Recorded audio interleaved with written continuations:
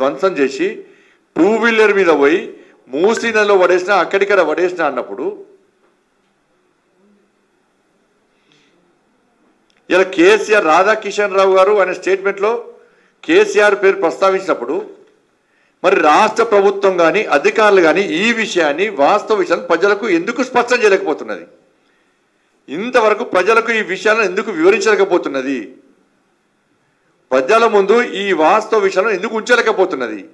ఈ స్టేట్మెంట్ విషయంలో ఇంతవరకు రాష్ట్ర ప్రభుత్వం ఎందుకు ప్రస్తావించలేకపోతున్నది?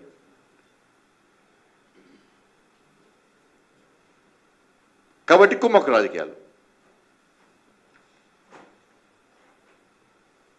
ఇంతవరకు రాష్ట్ర ప్రభుత్వం అఫీషియల్గా ఎక్కడ మాట్లాడలే, అధికారులు ఎక్కడ అఫీషియల్ స్టేట్మెంట్ ఇవ్వలేదు. ఇంతవరకు కూడా మొత్తం కేసు రిమాండ్, నిందితులు రిమాండ్ వేరు, విచారణ కస్టడీ తీసుకున్నారు, వాళ్ళ స్టేట్మెంట్ రికార్డ్ చేశారు. దానిలో కేసీఆర్ పేరు వచ్చింది, సిరిసిల్లలో కేటీఆర్ తెలిసే జరిగింది, కేసీఆర్ కొడుకు తెలిసే జరిగింది. దీనికి కరీంనగర్ సంబంధించిన మంత్రి హస్తం ఉంది. ఆ మంత్రికి కేసీఆర్ కుటుంబానికి సన్నిహిత సంబంధాలు ఉన్నాయి. కోట్ల రూపాయలు చేతులు మారినాయి. ఢిల్లీ వరకు కూడా పైసలు ఇచ్చి టికెట్ తీసుకున్నామని చెప్పి వాళ్ళే చెప్తున్నారు. పార్టీకి సంబంధం లేని వ్యక్తికి టికెట్ ఇస్తామని చెప్తున్నారు. ఇలా వేల కోట్ల రూపాయలు ఖర్చు పెట్టి ఇలా కరీంనగర్లో గెలవాలని చూస్తున్నారు.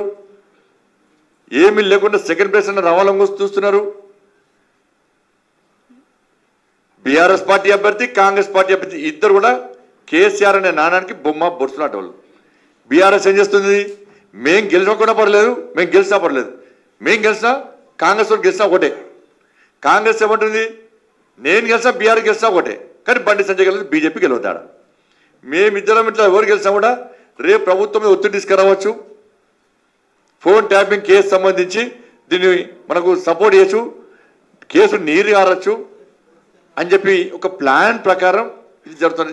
ఇది కేవలం కరీంనగర్తో సంబంధం, కరీంనగర్తో పాటు తెలంగాణ రాష్ట్ర వ్యాప్తంగా అనేక ప్రాంతాలకు ఈ ఫోన్ ట్యాపింగ్ కేసు ముడిపడి ఉంది.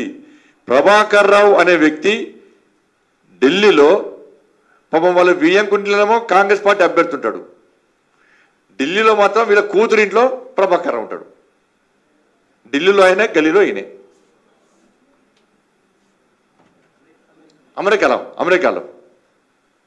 అమెరికాలో ప్రభాకర్ రావు గారి ఎవరింట్లో ఉంటాడు? అశోక్ రావు గారి కూతురింట్లో ఉంటాడు వియ్యంకుడు. వాటి కాంగ్రెస్ పార్టీ అభ్యర్థి మాత్రం కరీంనగర్లో వాళ్ళ ఇంట్లో ఉంటాడు. ఆయన రాడు. ఇప్పుడు ఆయనకి ఇంకో 10 సంవత్సరాలు వీజా ఉంది, రావద్దాం కూడా కోరుకుంటున్నారు కాంగ్రెస్ పార్టీ వాళ్ళు.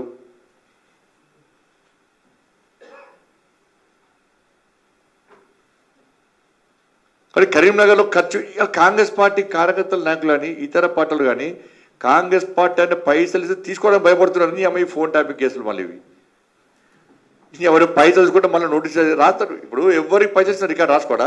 ప్రభాకర్ లెక్కరు కదా, అశోక్ రావును ఎవరెవరికి పైసలు ఇచ్చినా లెక్క రాయడా? లెక్క రాసి చేస్తాడు.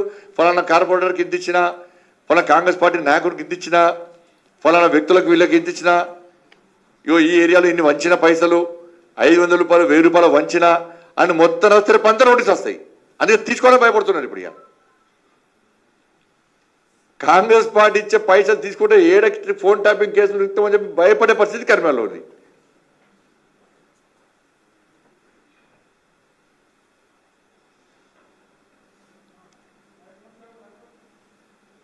కాబట్టి ఇదంతా కూడా ఒక ప్లాన్ ప్రకారం.